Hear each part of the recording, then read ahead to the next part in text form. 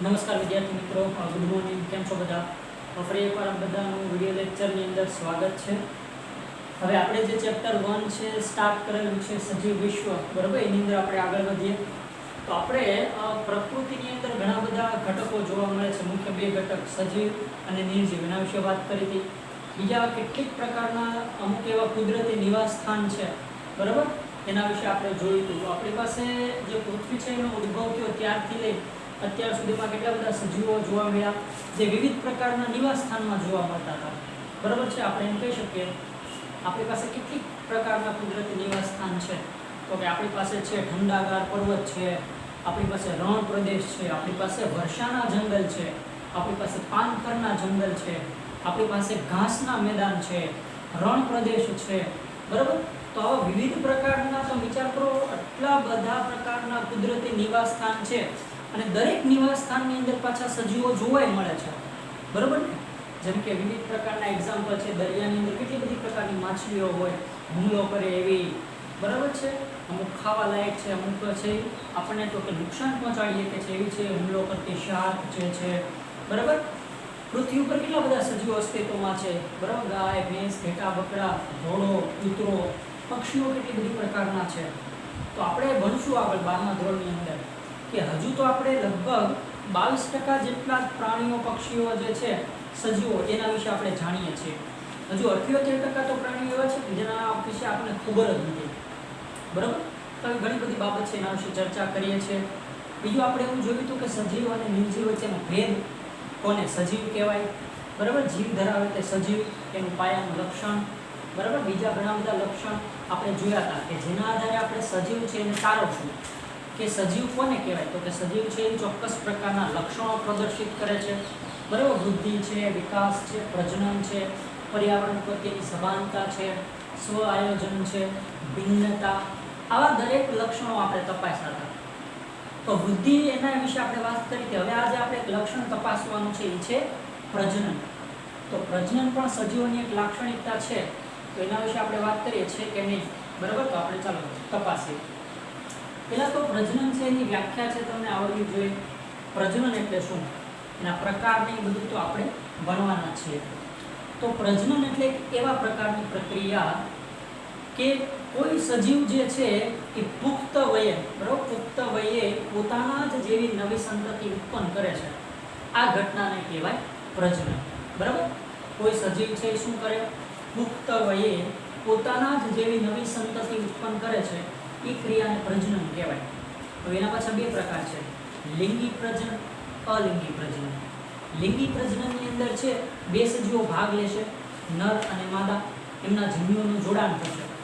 અલિંગી પ્રજનનમાં માત્ર એક જ સજીવ છે એ સમગ્ર સંતતિ સર્જવા માટે સક્ષમ છે, બરાબર. તો આટલી વસ્તુ પ્રજનન વિશે આપણે જોઈએ તો શું, તો કે સજીવ પુખ્ત વયે પોતાના જેવો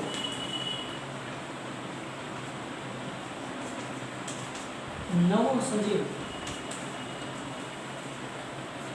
ઉત્પન્ન કરે, બરાબર. નવા સજીવને જન્મ આપશે એને આપણે પ્રજનન કહીએ છીએ. પણ એક વસ્તુ યાદ રાખવાની છે કે પોતાના જેવો જે સજીવ બનાવે છે, બરાબર, તો લિંગી પ્રજનન હશે. ઉદાહરણ તરીકે આપણે એમ કે લિંગી પ્રજનન, તો લિંગી પ્રજનનમાં તો આપણને ખબર છે શું, તો કે નર અને માદા આ બંને ભાગ લે છે, બરાબર. નરમાંથી માનો શુક્રકોષ આવે છે એના જન્યુ તરીકે, માદામાંથી તો કે અંડકોષ આવે છે. આ બંનેનું જોડાણ થાય એટલે એ ઘટનાને આપણે ફલન કહીએ. ફલનને પરિણામે શું બનશે, ફલિતાંડ, બરાબર ને. જેને તમે ઝાયગોટ પણ કહી શકો, બરાબર. શું કહેવાય, ઝાયગોટ અથવા યુગ્મનજ પણ કહેવાય, યુગ્મનજ અથવા ફલિતાંડ. તો હવે આમાંથી આખો નવો સજીવ છે, ફલિતાંડમાંથી આખો નવો સજીવ છે, કોષ વિભાજન એવું, કોષ વિભેદન એવું થાય, પેશી, અંગ, અંગતંત્ર અને એક આખા નવા સજીવનું નિર્માણ થાય. આખો એક નવો સજીવ બન્યો, સમજો. તો અત્યારે આ જે સજીવ છે અસ્તિત્વમાં આવે છે, આ જે નવો સજીવ છે, એ ઓછા વધતા પ્રમાણે કોના જેવો લાગતો હશે? તો કે એના પિતૃ જેવો લાગતો હશે. સંપૂર્ણપણે નહીં. આપણા જે ફેસ છે બરાબર, એ આપણા મમ્મી પપ્પા જેવા નથી બરાબર, પણ બંનેના લક્ષણો જે છે એ આપણી આગામી પેઢીમાં ઉતર્યા છે. તો આપણામાં એના લક્ષણો હશે બરાબર. એમની જેમ હાથ, પગ, મોઢું, આંખ, નાક, કાન બધું છે, પણ બાહ્ય દેખાવ જે છે સેમ ટુ સેમ છે નહીં. તો આવા પ્રકારનું પ્રજનન છે એ લિંગી પ્રજનન બરાબર. ઇવન જે સંતતિ આવશે, માનો કે ભાઈ બહેન પણ એક સરખા હોતા નથી. ઇવન જોડિયા જે બાળકો જન્મે છે એમાં પણ થોડોક તફાવત તો હોય જ છે બરાબર ને. તો આ એક પ્રકારની લિંગી પ્રજનન છે, એની લાક્ષણિકતા છે. તો ખ્યાલ આવ્યો? પ્રજનન એટલે તો કે પુખ્ત વયે પોતાના જેવા નવો સજીવ ઉત્પન્ન કરે છે એ ક્રિયાને શું કહેવાય? પ્રજનન કહેવાય બરાબર. ઓકે, હવે શું માત્ર ખાલી બહુકોષીય સજીવો તે પ્રજનન કરે? લિંગી પ્રજનન એકકોષીય સજીવો પ્રજનન નથી કરતા? તો કેવું નથી, એકકોષીય સજીવો પણ પ્રજનન કરે છે, બહુકોષીય સજીવો છે એ પણ પ્રજનન કરે છે. આ તો આપણે લિંગી પ્રજનનની વાત કરી. એ સિવાય આપણે અલિંગી પ્રજનન વિશે પણ વાત કરીએ. પ્રજનનના 4 યુનિટ છે બરાબર, 4 ચેપ્ટર છે. આપણે ભણશું 12મા ધોરણની અંદર 4 ચેપ્ટર આપેલા છે. એ પહેલું જે યુનિટ છે એની અંદર આપણે ખૂબ ડીપમાં ભણવાના છીએ, પણ અત્યારે બેઝિક તમારો કન્સેપ્ટ છે એ ક્લિયર હોવો જોઈએ. શુક્રકોષ અંડકોષ બંને n હોય એટલે એકકીય હોય બરાબર. ફલિતાંડ છે એ 2n ગણાય છે, દ્વિકીય. આવું તમે ભણ્યા છો બરાબર ને. એ કઈ રીતે થાય, શું થાય, એ આપણે 12માં ભણવાના છે પાછા. તો અલિંગી પ્રજનન એટલે શું? તો કે માત્ર એક જ સજીવ ભાગ લે બરાબર. એક જ સજીવ ભાગ લે. એક સજીવ છે એ સંપૂર્ણ આખી સંતતિ સર્જવા માટે સક્ષમ છે. ફોર એક્ઝામ્પલ હું તમને કહું તો તમે ફૂગ એવું નામ સાંભળ્યું છે. તો ફૂગ શું કરી શકે છે? તો કે ફૂગ પોતે લાખો અલિંગી બીજાણુ સર્જન કરે. લાખો અલિંગી જે એના જે બીજાણુઓ છે એમાંથી પોતે કેટલી બધી ફૂગ બનાવે, પોતે બહુગુણિત થાય, મલ્ટીપ્લિકેશન, પોતાની સંખ્યા વધારે, અને પોતે શું કરે? ફેલાવો કરે બરાબર, અલિંગી બીજાણુથી.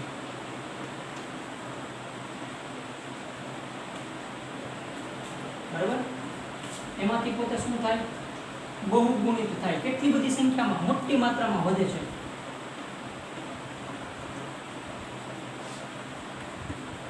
બરાબર. બીજા એક્ઝામ્પલ જોઈએ આપણે અલિંગી પ્રજનન માટેના.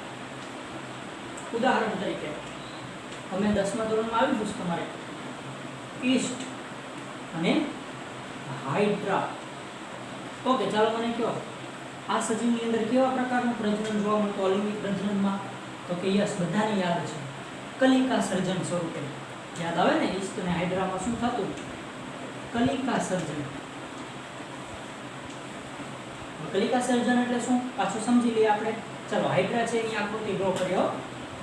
કેટલા લોકોને આકૃતિ ડ્રો કરવાનો શોખ છે? મને તો બહુ છે બરાબર. જયસરને હવે છે આકૃતિ ડ્રો કરવાનો શોખ છે બહુ. હવે 12મા વાળા જે તમારા સિનિયર છે એ લોકો પણ આકૃતિ દોરવામાં રસ જગાવે છે બરાબર. એવું નથી કહેતો બધા લોકોની આકૃતિ છે પેઇન્ટિંગ જ થાય બરાબર, પણ સાયન્ટિફિક થવી તો જરૂરી જ છે, અને આકૃતિ દોરવામાં રસ પણ જગાવવો. તો આપણે હાઇડ્રાની આકૃતિ દ્વારા સમજીએ. ઓકે, આપણે ભણશું પાછા 4થા ચેપ્ટરની અંદર આખી બાબત.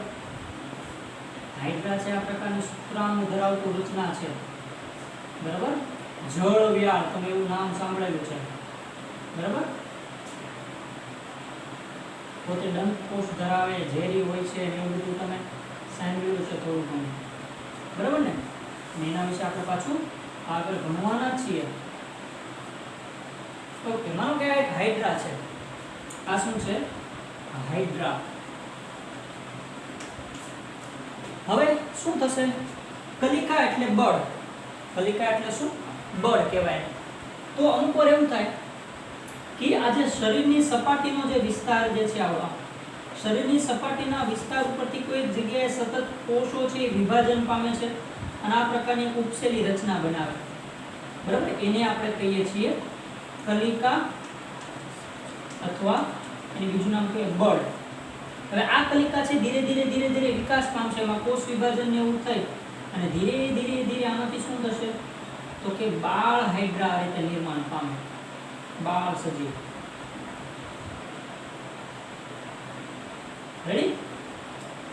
હવે સમય જશે એટલે શું થાય તો કે આ બાળ હાઇડ્રા છે હવે પપ્પાથી શું થશે, છૂટું પડી જાય, સ્વતંત્ર રીતે પોતું છૂટું પડી અને સ્વતંત્ર સજીવ તરીકે વર્તે છે. લિંગી પ્રજનન પણ દર્શાવે છે. અલિંગી પ્રજનન છે આ રીતે છે, કલિકા સર્જન વડે આમાં ખૂબ અગત્યનું છે, જોવા મળે છે હાઇડ્રાની અંદર. એવી રીતે તમે ઈસ્ટમાં જોયું છે, ઈસ્ટ આ પ્રકારની એક ફૂગ છે, એની ઉપર આ પ્રમાણે કલિકા સર્જન થાય, બરાબર. તો આ અમુક એક્ઝામ્પલ છે અલિંગી પ્રજનનના, બરાબર. એ સિવાય આપણે બીજા ઘણા બધા એક્ઝામ્પલ જોઈએ છે. તો અનધર એક્ઝામ્પલ આપણે જોઈએ, ઉદાહરણ તરીકે પ્લેનેરિયા. તો નામ સાંભળ્યું છે, ચપટુ કૃમિ. પ્લેનેરિયા છે એની અંદર પુનઃ સર્જન જોવા મળે. શું જોવા મળે? પુનઃ સર્જન. શું જોવા મળે? પુનઃ સર્જન. એટલે તો કે પ્લેનેરિયાના કટકા થઈ જાય ને તો દરેક કટકો છે આખું નવું સજીવ બનાવવા માટે સક્ષમ છે. કઈ રીતે આપણે સમજીએ?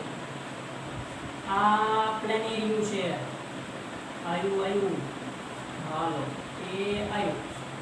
હું આ પ્લેનેરિયાના કટકા કરું છું ભાઈ. એ યુ માથું, વચ્ચેથી યુ ધડ, બરાબર, પૂંછડી. હાલે રે 3 ભાગ થઈ ગયા. શીર્ષ પ્રદેશ, ધડ પ્રદેશ, એ પૂંછડી, બરાબર, 3 ભાગ થઈ ગયા. હવે તો કે શીર્ષ વાળો પ્રદેશ છે ને એ ધડ બનાવશે, પૂંછડી બનાવશે. ધડ વાળો પ્રદેશ શું બનાવશે? શીર્ષ પણ બનાવશે, પૂંછડી બનાવશે. પૂંછડી વાળો પ્રદેશ શીર્ષ બનાવશે, ધડ બનાવશે. હાલે રે એક પ્લેનેરિયામાંથી કેટલા બની ગયા? 3 પ્લેનેરિયા બની ગયા. વાહ, પુનઃ સર્જન. તો ચાલો શીર્ષ વાળો પ્રદેશ છે એમાં શું ઘટે? ધડ અને પૂંછડી આવી ગઈ. ધડ વાળો પ્રદેશ છે એમાં શું ઘટે? તો પૂંછડી અને શીર્ષ આવી ગયું. પૂંછડી વાળા પ્રદેશમાં તો ધડ અને શીર્ષ આવી ગયું. પુનઃ સર્જન, રીજનરેશન પાવર ખૂબ છે, વધારે. તો આને કહેવાય, આ પ્રકારની ઘટના જોવા મળે છે, બરાબર. એ સિવાય હવે બીજા એક્ઝામ્પલ જોઈએ તો ફૂગ છે, પછી એકકોષીય લીલ, ફૂગ, એકકોષીય લીલ, મોસના પ્રતંતુ. આપણે ભણશું મોસ વિશે. તો આ બધા છે એની અંદર પાછું ફ્રેગમેન્ટેશન, બરાબર, અવખંડન થાય છે. અવખંડન નામની એક ઘટના જોઈએ આપણે, શું કહેવાય. હવે અવખંડન એટલે શું? માનો કે કોઈ ટુકડો જે છે એ પડે છે અને જે ટુકડો જે તે જગ્યાએ પર્યાવરણીય પરિબળ, પર્યાવરણીય કોઈ પરિસ્થિતિ અંદરનો એક ટુકડો છે એ બીજી જગ્યાએ પડે છે અને એમાંથી આખું નવી વનસ્પતિ કે ફૂગ છે એ બની જાય છે, બરાબર. તો આવી ઘટના છે એ અવખંડન છે. હવે અહીંયા ટ્વિસ્ટ આવે છે જે સમજવાનું છે. આ તો આપણે વિવિધ પ્રકારની પદ્ધતિઓ જોઈ, જે આગળ પાછા આપણે ભણવાના જ છીએ. હવે ટ્વિસ્ટ એ છે કે આપણે વૃદ્ધિ છે એ યાદ કરો, બરાબર. વૃદ્ધિની અંદર આપણે એની વ્યાખ્યા યાદ કરો કે કદ અને સંખ્યામાં વધારો થાય એને શું કહેવાય? એને વૃદ્ધિ કહેવાય. આપણે ઊભી ના થાય. પણ હવે હું અહીંયા આગળ એક એક્ઝામ્પલ લઉં, ઉદાહરણ તરીકે અમીબા જેવા સજીવ જે છે, બરાબર, બેક્ટેરિયા છે, નિમ્ન કક્ષાના પ્રાણીઓ જે છે, તો એની અંદર આપણે એમ કહીએ છીએ ચાલો એક અમીબા છે એમાંથી બીજું અમીબા બને છે તો આપણે એને પ્રજનન કહીએ છીએ. સમજો, એક અમીબા છે, આ એક અમીબામાંથી 2 અમીબા બન્યા તો આપણે એને એમ કીધું ચાલો આ તો પ્રજનન કહેવાય ને, પ્રજનનની પ્રક્રિયા દ્વારા અમીબા બન્યા એમ બેક્ટેરિયામાં. તે પણ કોષોની સંખ્યા વધે એને તો આપણે પાછું એમ કીધું, હમણાં કેમ કહેતા એને તો વૃદ્ધિ કહેવાય, બરોબર ને. તો એનો મતલબ એવો થયો કે અહીંયા આગળ શું થાય તો કે અમીબા જેવા પ્રાણીઓ છે, એકકોષીય સજીવો કે આ જે રીતે વિભાજન પામે છે તો અહીંયા આગળ એને પ્રજનન તરીકે આપણે વ્યાખ્યાયિત કરવું કે વૃદ્ધિ તરીકે એને વ્યાખ્યાયિત કરવું, એને એ બાબતે હજુ આપણે સ્પષ્ટ છીએ નહીં, બરાબર. તો અહીંયા આગળ તો કોષોની સંખ્યા વધી તો એને વૃદ્ધિ કહેવાય ને, અને એક બાજુ એમ કીધું આપણે કે એ તો પોતાની સંતતિ વધારે છે, સંખ્યા વધે તો આ પ્રજનન કહેવાય. તો એનો મતલબ એવો હતો કે આપણે હજુ આ બાબતે પૂરેપૂરા સ્પષ્ટ છીએ નહીં. આ પ્રકારના સજીવો અમુક એક્ઝામ્પલમાં કે સંખ્યા વધે તો એને વૃદ્ધિમાં ગણવું કે પ્રજનનમાં ગણવું, બરાબર, કારણ કે પોતાની સંતતિ વધારે છે. તો આ એક બાબત હતી. બીજી એક બાબત આપણે જોઈએ કે પૃથ્વી ઉપર જોવા મળતા દરેક સજીવો છે પાછા પ્રજનન કરવા માટે સક્ષમ છે નહીં. ઉદાહરણ તરીકે વંધ્ય હોય એવું માનવ યુગલ, બરાબર, વંધ્ય માણસો આપણે બધાને ખબર છે એ પોતે પ્રજનન કરી શકતા નથી. વંધ્ય હોય એવી ફળદ્રુપ માદા, બરાબર, વંધ્ય જે માખી જે છે એ પણ પ્રજનન કરવા માટે સક્ષમ છે નહીં. તમે ખચ્ચર એવું નામ સાંભળ્યું હશે, ઘોડો ગધેડો, બરાબર, આ બંને વચ્ચે સંકરણ કરી અને ખચ્ચર આપણે જે બનાવ્યું છે, તો ખચ્ચર છે એ પોતે પ્રાણી છે, બરાબર, પણ પોતે પ્રજનન કરી શકતું નથી. તો એનો મતલબ એમ છે સજીવ છે પણ છતાં પ્રજનન કરી શકતા નથી. એમ તો આવી અમુક બાબત છે અને અમુક આવા પ્રકારના અપવાદ છે એને આપણે જોઈએ તો આપણે એવું કહી શકીએ કે પ્રજનન જે છે એને સજીવના સંપૂર્ણ લક્ષણ તરીકે ગણાવી શકાય નહીં, બરાબર. કારણ કે સજીવો તો કેટલા બધા, અમુક સજીવો પ્રજનન નથી કરતા, અમુક સજીવોને આપણે વૃદ્ધિ તરીકે વ્યાખ્યાયિત કરીએ છીએ, ઘણીવાર આપણે એને પ્રજનન તરીકે વ્યાખ્યાયિત કરીએ. તો આવા અમુક અપવાદ છે. તો એનો મતલબ આપણે એમ સમજવાનું છે કે પ્રજનન છે એ સજીવોની સંપૂર્ણ લક્ષણ તરીકે આપણે ગણાવી શકીએ નહીં. બીજું, મૃત સજીવો હોય એ પ્રજનન ન કરે. બીજું, જે નિર્જીવ સજીવો છે, નિર્જીવ સજીવ ક્યારેય પ્રજનન કરે નહીં. એ પોતે ક્યારેય સ્વયંજનન પામી શકે નહીં. એ પોતે ક્યારેય પોતાની વસ્તી વૃદ્ધિ કરી શકે નહીં. તો આવા અમુક અપવાદો છે આપણે જોવાના હતા, બરાબર, એ આપણે જોયા. બીજા કેટલા બધા એક્ઝામ્પલ છે એ આપણે 12મા ધોરણની અંદર સમજવાના છે, બરાબર. ઓકે, હવે એની પછીનું એક લક્ષણ છે એ આપણે સમજીએ તો કે એ છે સજીવોની અંદર ચયાપચય પ્રક્રિયાઓ, બરાબર. તો 2 મિનિટ આપું છું, આટલું એક વર્ડ છે ટૂંકમાં ફટાફટ બતાવી દો, નજર નાખી દો, બરાબર. કે આપણે છે સજીવોની અંદર ચયાપચયતા એક સજીવનું બીજું લક્ષણ છે એ આપણે શરૂ કરીએ. ઓકે,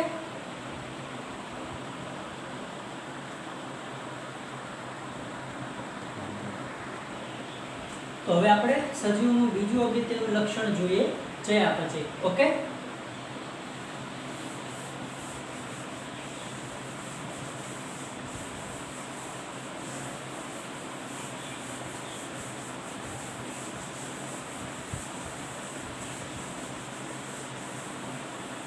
ચાલો, તો સજીવના લક્ષણ તરીકે હવે આપણે જોઈએ ચયાપચય. બીજું અગત્યનું લક્ષણ સજીવોનું આપણે જોઈએ, બરાબર.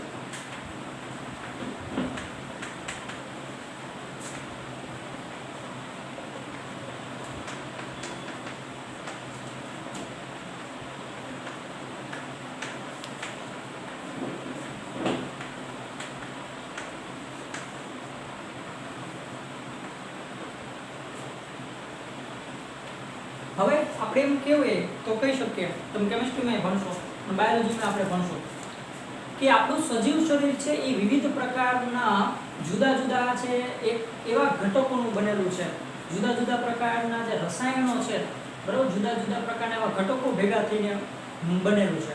તમે કોષ દિવાલની રચના ને બધું તમે ભણશો, બરાબર, 8મા ચેપ્ટરની અંદર અથવા જો ભણી ગયેલા હશો તો તમારે આવશે કે બંધારણની અંદર કાર્બન છે, હાઇડ્રોજન છે, નાઇટ્રોજન છે, આ જુદા જુદા ઘટકો છે એ ભેગા મળી ને એક આખી પ્રકારની રચના બનાવે છે. હવે આપણે ચયાપચય છે એના વિશે વાત કરીએ તો સજીવોની અંદર છે હજારો પ્રકારની આવી રાસાયણિક પ્રક્રિયાઓ જે શરીરની અંદર થતી હોય છે, બરાબર, કે નાના પ્રમાણમાં હોય, મોટા પ્રમાણમાં હોય, બરાબર, કદ કાર્ય સંબંધિત હોય, આવા વિવિધ પ્રકારના રસાયણો છે, બરાબર, પ્રક્રિયાઓ શરીરમાં થતી રહે છે અને બીજા જૈવિક અણુઓમાં છે પરિવર્તન થતું રહે છે. આપણે 16મા ચેપ્ટરની અંદર વિગતવાર છે એની અંદર આપણે ભણવાના પણ છીએ. એક કોષી સજીવો હોય કે બહુકોષીય સજીવ હોય, આપણે વાત કરીએ ઉદાહરણ તરીકે એક કોષી સજીવ કે બહુકોષીય સજીવ હોય.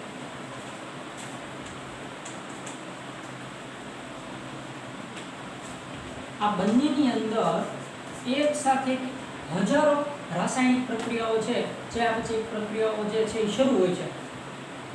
એક સાથે હજારો ચયાપચય પ્રક્રિયાઓ શરૂ હોય.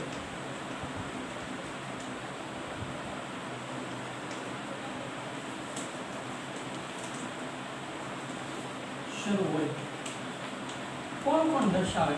તો બધા જ દર્શાવશે. ઉદાહરણ તરીકે એક્ઝામ્પલ આપણે આપવું હોય તો ફૂગ, વનસ્પતિ, પ્રાણીઓ, સૂક્ષ્મજીવો, બધા જ લોકો જયા પછી પ્રક્રિયા દર્શાવે છે. એક મસ્ત એક્ઝામ્પલ આપીએ. કોઈ એક એનિમલ છે ડેથ થઈ જાય છે, મરી જાય છે, બરાબર? તો એનિમલ છે આપણે જોઈએ છે કોઈ મોટું એનિમલ એને ખાવા નથી આવતું, છતાં તમે જોજો અમુક સમય જશે, મહિનો દોઢ મહિનો થશે, ત્યારે એ જગ્યાએ એનિમલ જોવા નહીં મળે. તો એવા સજીવ છે એની ઉપર જે સૂક્ષ્મજીવો છે એ શું થાય તો કે ત્યાં આગળ આવે છે અને એ આખા સજીવ છે એનું શું કરી નાખે છે, પાચન કરી નાખે છે, ચાયા પછી ક્રિયા દ્વારા, બરાબર? તો આપણને એમ થાય કે અવડું મોટું એનિમલ છે, બરાબર, એ વાતાવરણની અંદર રહેલા સૂક્ષ્મજીવો છે એનું શું કરી નાખે તો કે પાચન કરવા માટે સક્ષમ છે. એટલા માટે નાના મોટા પ્રાણીઓ હોય, ગમે એવા હોય, સૂક્ષ્મજીવો હોય તોય ભલે એની અંદર ચાયા પછી પ્રક્રિયાઓ છે એ જોવા મળે છે. આપણે બીજી રીતે એમ કહેવું હોય તો એમ પણ કહી શકીએ કે શરીરની અંદર ચાલતી બધી જ પ્રકારની જે રાસાયણિક પ્રક્રિયાઓનો સરવાળો જે છે, ચાયા પછી એટલે શું તો કે શરીરની અંદર ચાલતી વિવિધ પ્રકારની જે રાસાયણિક પ્રક્રિયાઓ છે એનો સરવાળો. તો એ પણ તમારે યાદ રાખવું પડે. ચાયા પછી એટલે શું? ચાયા પછી બરાબર આપણે એમ કહીએ કે શરીરમાં ચાલતી બધી જ રાસાયણિક પ્રક્રિયાઓનો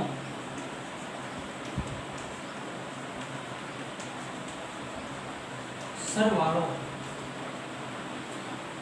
બરાબર? હવે બીજી રીતે વાત કરીએ આપણે કે શરીરની અંદર આ જે પ્રોસેસ થાય છે, બરાબર, કેમિકલ રિએક્શન આપણે જે કહીએ, હવે કોષ મુક્ત તંત્ર એટલે કે સેલની બહાર માનો કે આ પ્રક્રિયા છે આપણે જોઈ છે ટેસ્ટ ટ્યુબની અંદર, તો ટેસ્ટ ટ્યુબની અંદર પણ આ પ્રકારની જે કેમિકલ રિએક્શન છે આપણે જોઈ શકીએ છીએ. પણ એનો મતલબ એવો કે ટેસ્ટ ટ્યુબની અંદર જે પ્રોસેસ થાય છે એ જીવંત પણ નથી અને નિર્જીવ પણ ન કહી શકો. હા, તો એને આપણે એક ઇનડાયરેક્ટલી આપણે એમ કહી શકીએ કે જે પ્રોસેસ આપણા શરીરમાં થાય છે એ આપણે બહાર પણ શું કરી શકીએ, ઇન વિટ્રો માધ્યમની અંદર જોઈ શકીએ છીએ. એ એક પ્રકારની જીવંત પ્રક્રિયા નથી પણ એક પ્રકારની જૈવિક ક્રિયાઓ તો છે કે જે આપણા શરીરમાં જે થાય છે જૈવિક ક્રિયા, એ જ પ્રકારની ક્રિયા બહારના માધ્યમમાં આપણે શું કરી શકીએ છીએ, જોઈ શકીએ છીએ, બરાબર? એટલે કે નિર્જીવ માધ્યમમાં પણ આપણે શું કરીએ છીએ તો કે આપણે જુદી જુદી પ્રકારની ટેસ્ટ જે છે એ કરી શકીએ છીએ. તો તમે આવા પ્રકારની બાયો કેમિકલ ટેસ્ટ છે એ પણ તમે કરશો, બરાબર? તો આ પ્રમાણે આપણે જોવા જઈએ તો એનો મતલબ એવો થયો કે ચયાપચય જે છે એને આપણે સજીવના સંપૂર્ણ લક્ષણ તરીકે ગણાવી શકીએ.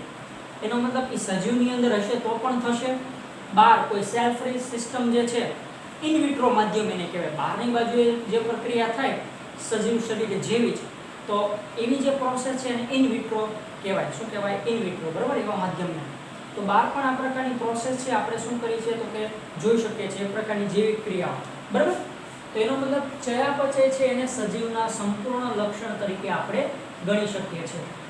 એટલા માટે દેહનું આખું જે કોષીય આયોજન છે, બરાબર, એ સજીવ શરીર છે એના જૈવિક આયોજનનું એક સ્વરૂપ છે, એક જૈવિક લક્ષણ છે, બરાબર? આખા દેહનું જે આપણું જે આયોજન થયેલું છે, બરાબર, આખું જ આપણું શરીર જે બનેલું છે એનું જે આયોજન છે એ એક જૈવ સ્વરૂપ છે, એનું એક લક્ષણ છે, સજીવ શરીરનું એક લક્ષણ છે કે આપણી અંદર આ પ્રકારની પ્રોસેસ જોવા મળે છે. આવા જ પ્રકારની પ્રોસેસ આપણે બહાર પણ અનુભવ કરી શકીએ છીએ વિવિધ પ્રકારની ટેસ્ટ વડે. તમે ટેસ્ટ ટ્યુબ બેબી એવું પણ નામ સાંભળેલું છે, બરાબર? એ આખી બાબત અલગ છે, બરાબર? એ આખો ટોપિક અલગ છે, પણ આ તો જસ્ટ આપણે આ પ્રકારની પ્રોસેસ છે એ પણ આપણે બહાર જોઈ શકીએ છીએ, બરાબર? એની ટેસ્ટ કરી શકીએ છીએ. તો આટલું વસ્તુ છે તમારે અહીં સુધી સમજવાની છે. આ બે લક્ષણ છે આપણે સજીવના જોવાના છે. એમસીક્યુમાં તમને ખૂબ પૂછાય છે જુદી જુદી રીતે ટ્વિસ્ટ કરીને, તો ખાસ તમારે એ લોકોએ ધ્યાન રાખવાનું છે, બરાબર? તો હવે આપણે આગલા લેક્ચરની અંદર મળશું, બરાબર? અહીં સુધી આપણે રાખીએ છીએ. શાંતિથી વાંચવાનું છે, વ્યવસ્થિત રીતે વાંચવાનું છે, બરાબર? અને લખવાનું છે, કારણ કે 10 વાર વાંચો એની બદલે 2 વાર તમે વ્યવસ્થિત સમજીને લખી નાખો એ બેટર, કારણ કે તમારી સ્પીડ વધશે, તમને લખવાની પ્રેક્ટિસ થશે, તમારા મગજમાં શબ્દો ઉતરશે, કારણ કે તમે લખો છો એટલે તમને યાદ રહેશે કે ક્યાં ક્યાંમાં શું શું લખવાનું છે. સીધું તમે વાંચશો તો એટલું જલ્દી પાછું તમને યાદ ન રહે, યાદ રહે તો પેપર લખવા બેસો ત્યારે ભૂલાઈ જાય, આવું થાય. એની કરતાં આળસ મીટી અને બેટર છે કે તમે એને લખી નાખો, બરાબર, મોઢે ટ્રાય કરો, પ્રેક્ટિસ કરો. ઓકે, બાકી સેફ રહ્યો, બરાબર છે, પોતાનું ધ્યાન રાખજો. એવું ઈચ્છીએ કે સ્કૂલની અંદર આપણે જલ્દી જ રૂબરૂ મળીએ. ઓકે, ચાલો, ઓલ ધ બેસ્ટ.